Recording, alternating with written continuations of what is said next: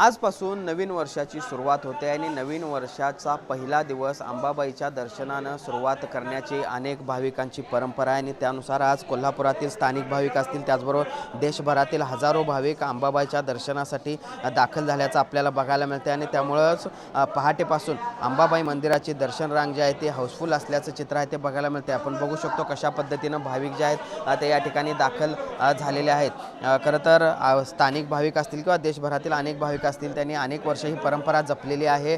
गुढीपाडवा असेल किंवा वर्षाची सुरुवात असेल, यावेळी अंबाबाईच्या दर्शनानं हा वर्षारंभ करण्याची अनेक भाविकांची श्रद्धा आहे आणि त्यामुळेच आज देखील तशाच पद्धतीची गर्दी जी आहे ती आपल्याला अंबाबाई मंदिर परिसरामध्ये बघायला मिळते। खरं तर ख्रिसमस आणि नाताळ या सगळ्यामुळं सलग सुट्ट्या होत्या, त्यामुळं रोज लाखो भाविक अंबाबाई मंदिरामध्ये दर्शनासाठी येत होते आणि आज देखील हा आकडा आहे तो वाढण्याची शक्यता पश्चिम महाराष्ट्र देवस्थान समितीकडून वर्तवली गेली आणि तशा पद्धतीचं नियोजन देखील या ठिकाणी केलं गेलं असल्याचं आपल्याला बघायला मिळते। आता मंदिरातील नित्यविधी जे आहेत ते पार पडत आहेत आणि त्यानंतर पुन्हा एकदा हे दर्शन अंबाबाईचं खुलं होणार आहे। त्यामुळे एकूणच आपण बघतोय या नवीन वर्षाची सुरुवात, नवीन संकल्प अंबाबाईच्या साक्षीनं हे भाविक आहेत ते करताना आपल्याला पाहायला मिळत आहेत आणि अनेक वर्षाची जी परंपरा अनेक भाविकांनी जपलेली आहे, नवीन वर्षाची सुरुवात अंबाबाईच्या दर्शनानं करण्याची ती आज देखील कायम अनेक भाविकांनी राखल्याचं बघायला मिळते। जर्नलिस्ट सुनील काटकरसह भूषण पाटील, TV9 मराठी, कोल्हापूर।